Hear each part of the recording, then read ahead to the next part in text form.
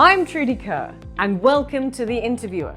In this series, I talk to artists, campaigners, men and women of influence, musicians, performers, sportsmen and women, politicians, businessmen and women, and anyone who shapes the fabric of our society. If you've ever thought that the roads in Malta are getting more dangerous, you'd be statistically right. In the last 3 months of 2021, road traffic casualties increased by just under 22% to 379 over the same period in 2020. Grievous injured persons amounted to 84 and consisted of 49 drivers, 15 passengers, 20 pedestrians, cyclists or other people. There were 5 fatalities in this 3-month period, 3 drivers and 2 pedestrians. This is 4 more fatalities than in the same period in 2020. And statistically, the majority of those grievously injured were males, 76.2%. This is not good news. And one man has decided to do something about it, to drive, excuse the pun, the message home. This week, Keith Tedesco launches his all-star cast film, Awea, which tells the story of John, a Maltese student with big dreams and a serious lack of sleep. The film tells the story of how exhaustion takes a toll on this man during one night whilst driving home from work. His going missing affects a series of coincidental events on a night of tragedy. Keith, welcome. Thank you so much for being here on The Interviewer. Thank you. Hello. Nice to be here. Those statistics are crazy. They're crazy. And to be honest, I didn't know about them either. I had done my research before you came. Well done. Thank you very much indeed. Now, we're going to talk about the theme and about why you've done it and the statistics and the roads in Malta in just a minute. But before we get there, it sounds like a really obvious question, but this is an all-star cast and a massive topic. Where did the concept come from? Why did you do this? The concept, yeah.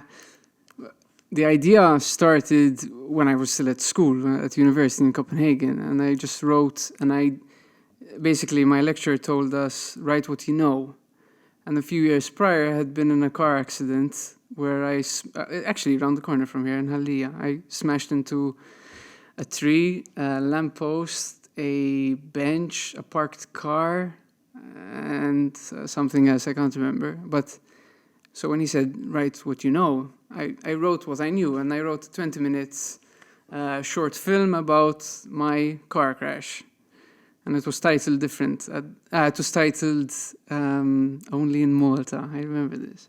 So this was back in 2014 or even before. Not the crash, when I wrote it. And throughout the years, I kept on putting it off. Like, should I film it? Should I not? I kept on getting rejections as well from funds. Let's just leave it at that. And I just kept on putting it on the side, shelving it basically. And then I found myself experiencing other people's car crashes. Like between the years of 2011 till 2017, I think I was involved in around 6-7 car crashes, and I knew other people that got into car accidents and died. Which was scary because, like, I can mention one person that I knew that I met on a film set. And then a year later, on another film set that I was working on, I find out that she died in Gozo. Poor thing. I mean, it was an accident. It just happened out of nowhere. And poof, one day she exists and the next day she's not there. And that idea just kept on making me crazy. I'm like, I can't believe this is such a problem that people are just literally dying. They're just getting into so many car accidents. Nobody's doing anything about it. And I just said, fuck it. I'm just going to keep on writing and see what happens. Write what you know. That idea just kept on, it was stuck in my mind. Write what you know, write what you know. Eventually, since 2014 until last year, I managed to complete the feature. as a script, come down and film it. And I was really... Hang on a second. 2014, Yeah. you started this process. Yeah. So this has been a passion for 8 years. Yeah, it's sure you can call it that. It's just that I was. This has something to do as well with the way the film industry is set up here in Malta. Unfortunately, there's not many other places where you can get money to make a film. So once I got 2 rejections from the National Film Fund, then in my mind, I said to myself, oh, you're just not good enough, Keith. Just shelf it and forget about it. Because if they said no, then they must mean it. Then it really must not be any good. And luckily, I have a wife who's very supportive.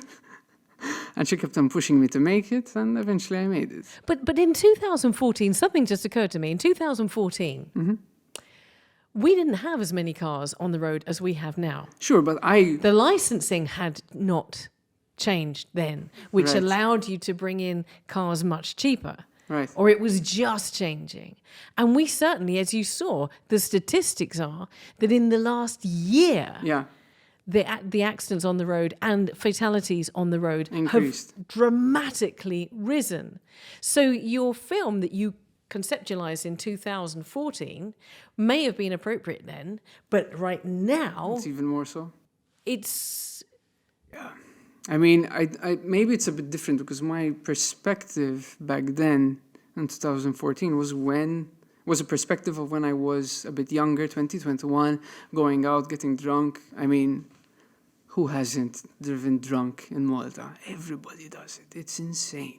I cannot believe that that is a part of our life here. That you just get into a car, boozed up, and you just drive home. I mean, I really don't want to mention any names, but I was having a conversation a year ago about this with around 4 people, and everybody on this table said, hey, it's crazy. And we were all drinking. But I was at home. I wasn't going to go anywhere. And eventually, after this dinner finished, one person wasn't driving because this person didn't have a license. And this person said, okay, it's time to go home. Who's going to give me a lift? We're 4 or 5 people. We were all boozed. We were all a bit drunk. And they're like, oh, yes, I take you, now I'll take you. Come with me. I'm going that way anyway. It's normal. But, I mean, this film isn't about drinking and driving. It's about reckless driving. But the mentality behind it is still the same. We get into a car with the idea that I'm going to drive and everything's going to be okay, regardless. And that is the issue, the mentality behind our, the normality of driving is completely wrong. It's completely... We're going to talk about that in a little bit of detail in just a second. I'm I'm busy setting the yeah, scene. yeah. No, because you answered the question, where does the concept come from? Yeah. And it comes from 2014, and it comes from your own personal experience, which is incredible. So I want to talk about the cast for a second, because the cast consists of my dear friend, Chris Dingley. Yes. With his resting bitch face, as you mentioned. Yes. Clara Juice. Yes. And Michaela Farrugia, who I've actually interviewed on this show in association with her role in Lutsu and did incredibly well. Ramba Attard, who is always getting me into trouble.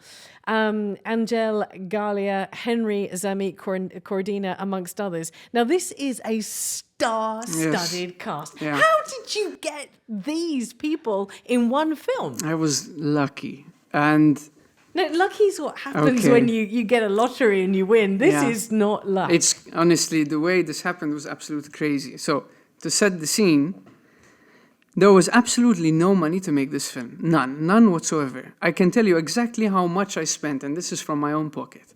Around 15 to 20,000 euros. That's it, to make this feature. And I did it because I was frustrated. I got nothing, no support locally. So I said, screw it, I'm going to do it my way. And, I mean, at the moment, right now, I live in the Netherlands. So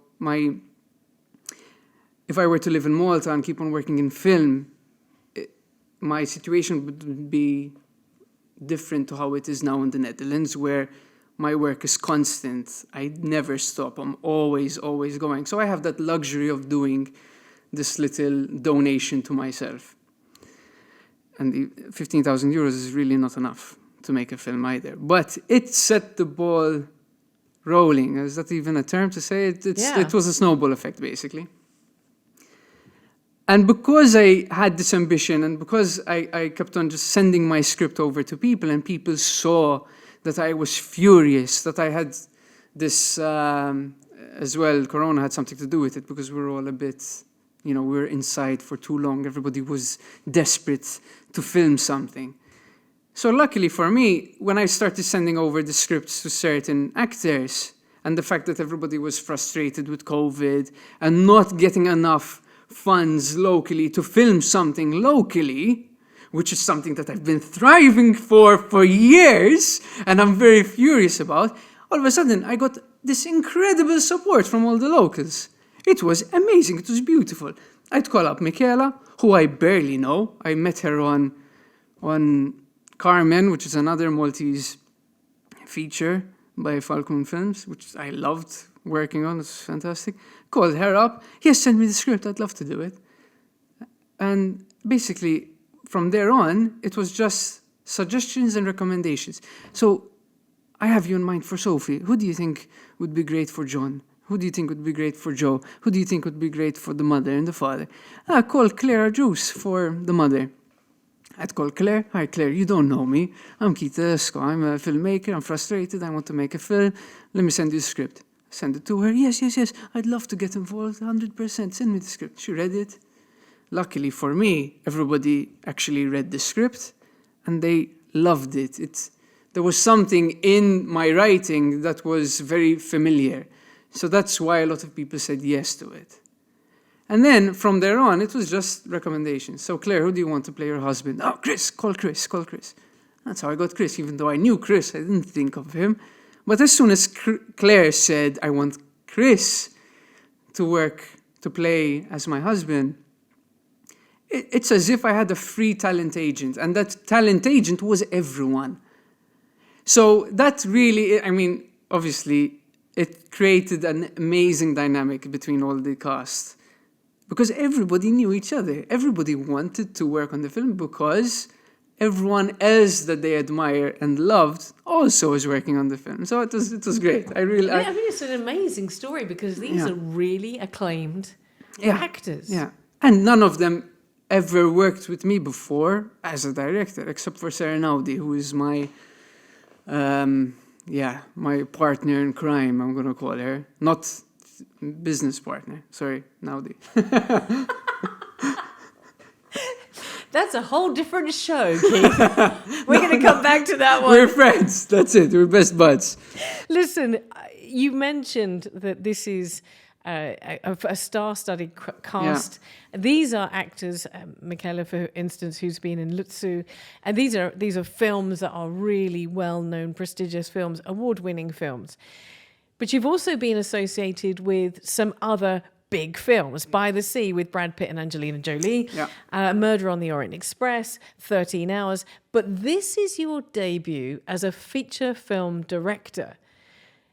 So you talked about the fact that you scripted, you wrote this, you conceptualized this, that the actors loved the script, but now you're taking it to directing it as well, directing a feature film. What is that like? I mean, I know it's your own money, but that's still a big gamble, right? No, actually, I am so comfortable in directing, you have no idea. It's my base, I love it. I love directing. And because I work full time in this industry, I'm always on set, jumping from one production to another. I'm exhausted. I am absolutely tired. I just came from camera prep for another documentary that's happening tomorrow. I'm tired, I haven't stopped. And because I've been working so much and I don't stop, I am exposed to all this experience. I almost have 10 years now under my belt as a freelancer. I'm always jumping from one set to another, and you just see how other people work. Like, fine, Angelina and Brad, that was my first production. I knew nothing apart from what I knew at film school. But they give you opportunities, you get to learn from them, then you jump on to another production, different roles, almost always, but you always learn something. And in the Netherlands, I mean, I'm on series after series after series. You see how other directors do it. Fine, in another language, but you still get the gist of it. But you mentioned on one of your social media posts that the way that you did this film was quite unique because this worked around other people's schedules. Yeah, that was nuts. Because the post says something along the lines of, everybody goes to work from 9 till 5, and then the filming starts from 6 onwards, 6 till 8. How did that happen? How did that affect you as a director? Were you working other jobs whilst you were doing this as well? No, I had. Were they working other jobs? Yes. I don't think there was any actor in this film that did not have another job. I mean, none of them are full-time actors. They'd like to be, almost all of them, and I can say wholeheartedly that they deserve it. And if it was actually stable in this country, they would have a career full-time in acting. It would be amazing for us all, really. But this reality that you speak of doesn't exist. You can't be a full-time actor here. I'm sorry. I mean, it's just not set up for it yet. I hope it changes, guys. I really do. Sorry. Maybe the right way to put it was not lying, but extending the truth slightly. It's not that I was working around other people's schedules. I mean, yes, I would film when the main cast is free, sure. But for example, other supporting actors, I would know that they would finish work at around 5 or 6 o'clock. So I'm thinking, they're not getting much out of this. So I can't force them to take a day off either. So I plan in my mind that even if in the script it says it's a day scene, I would rewrite it as a night scene. So that you'd allow yourself the opportunity to be flexible with them. Plus, on the other hand, they would extremely appreciate it. Because 1, they get to do something they love, and 2, you work around them. So you're being, it's...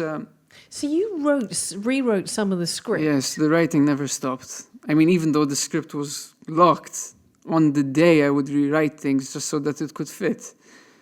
I'm telling you, the product that you are going to see is... not because I directed it myself, but I cannot believe it looks and feels like this after the way I shot it. The fact that I had these 10 years experience and I've seen a lot and blah, blah, blah, that really, really helped. And thank God for my editor. Thank God. I'm going to name him. Fabrizio is amazing. I love him. Without him and without the years of experience, it would have been... all this material would have been trashed completely. It would have been unusable, for sure. And, of course, the acting makes the film. 100%. Let's talk about the subject of the film, and then we're going to come to the film itself. The traffic issue here at the moment. Yeah. It does feel like that the laws of the road don't apply in Malta, whether it's double parking, triple parking, speeding, not stopping at pedestrian crossings, not stopping when it says stop, not stopping at a double line, which means you absolutely have to stop. That's the command. Not giving away at roundabouts, dangerous overtaking. Now, my past experience over the last 17 years that I've been in Malta has been that Malta always had its own approach to driving. Yeah. And when I was first here, it was almost humorous. It wasn't necessarily a problem. I can remember passing a car that had a Shetland pony on the back seat and these sorts of things. But now, statistically, we can see that it is a big problem. Yeah. And people are getting killed, as we saw from the statistics of the last quarter of last year, more than once a month. More regularly than once a month. And especially this month now. And this month has been horrific. So you talked about the background to the film, but why, do you have an opinion? Do you have a thought about why this is happening in Malta? Why is Malta like this? It didn't used to be like this.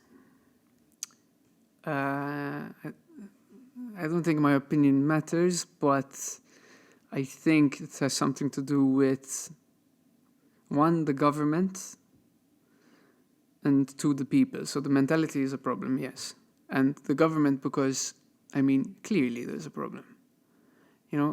Any new cabinet would focus on fixing temporary problems for the next 4 years, just to show that they're doing something. You need a program, you need a structure of how you're going to fix this problem. A few flyovers isn't going to do it. If I don't know how many new cars are put on the road every day, But is the problem the amount of cars, or is it people's attitude towards driving? Both.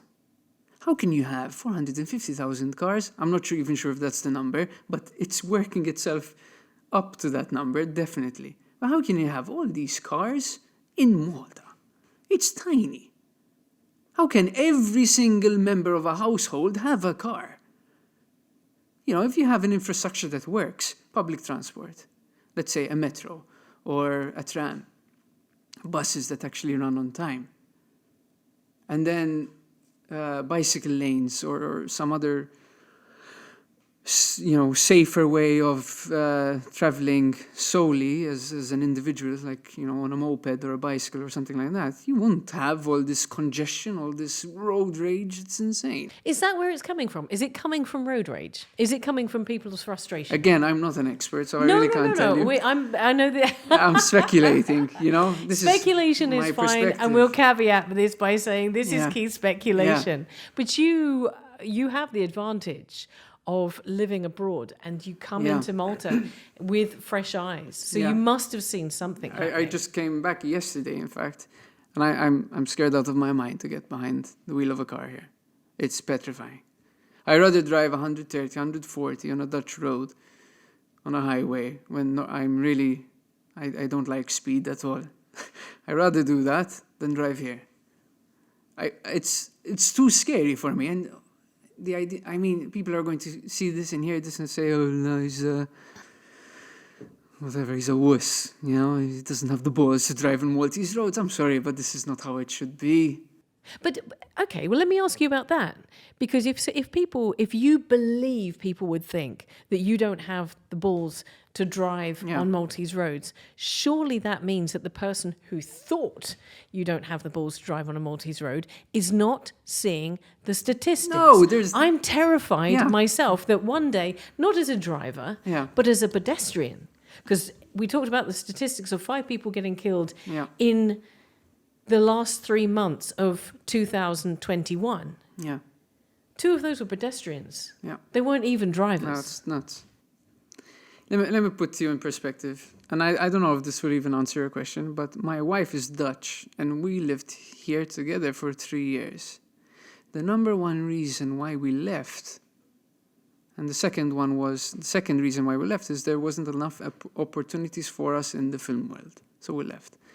The number one reason was that she did not want to drive here. Can you imagine that? This is the love of my life. I live here in Malta. I lived here in Malta. I will never be able to live here for an extended period of time because my wife is scared of driving here, or even to be a passenger. She was scared out of her mind just to even walk down a busy street in Hamroon, for example, because she was scared that somebody's going to run her over. And once I lived abroad, I've been living abroad for a while, but after we moved in 2017-18, I could see exactly why. It is nuts. And yes, living abroad and coming back here would help open your eyes and see a different perspective. But I really do truly think that if you don't see the problem, then you're just naive. How can you not see that this is a problem? Is that what the film is all about? Is that the purpose of the film? The purpose of the film is the fact that we are hypocritical. So I highlight this a few times. That we say, oh no, I'm not going to drive drunk. And then you end up drinking and driving. Oh no, I'm not going to be on my phone. And you'll end up being on your phone. And it really does feel like I'm shitting on my country, but I love Malta. But we are a nation of hypocrites. That's it. How can you say something and then do another?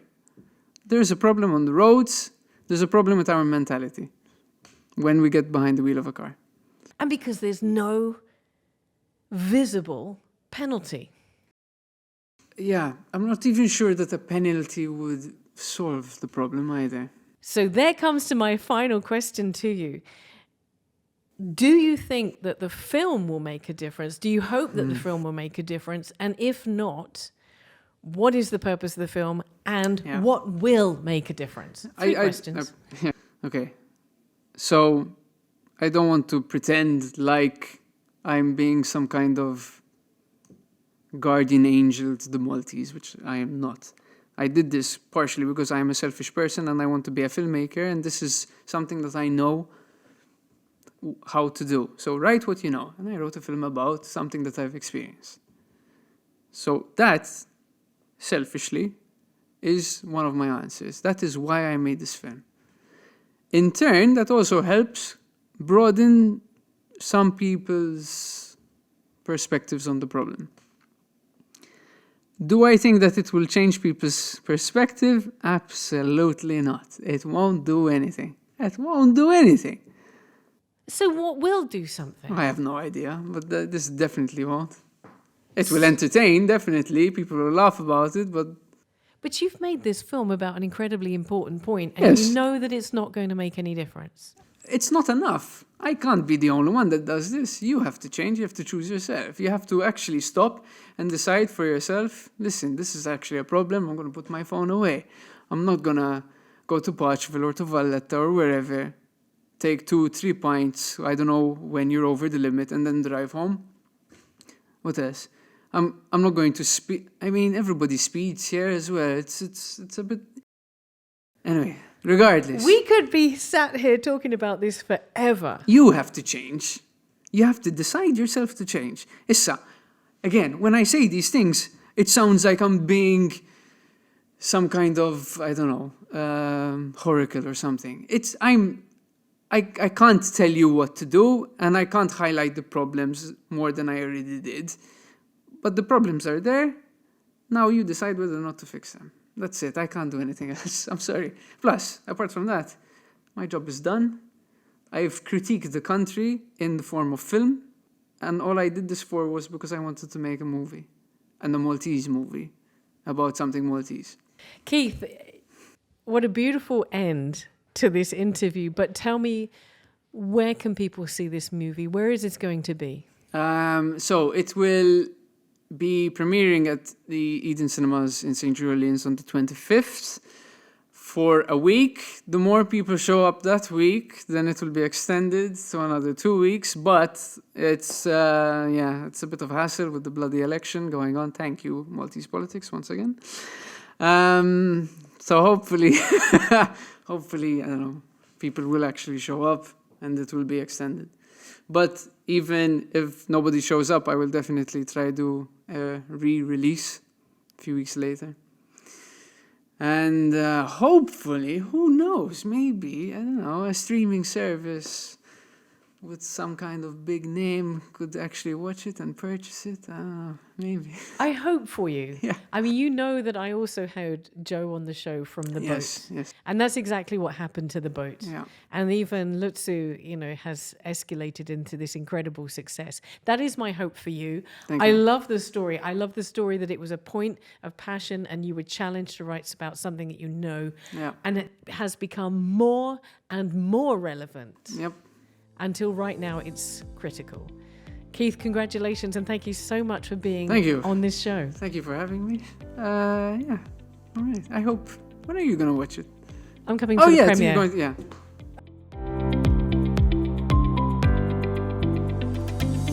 For those willing to change the world one step at a time. For those dreaming of sustainable living. For those striving to find a healthier balance. For those always believing. Browns and Viridian. Love the planet, love yourself.